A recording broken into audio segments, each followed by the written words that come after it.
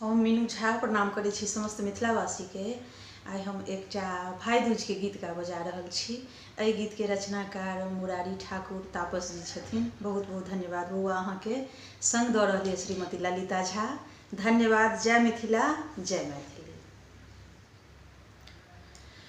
भैया अबियौ ने अहाँ गाँव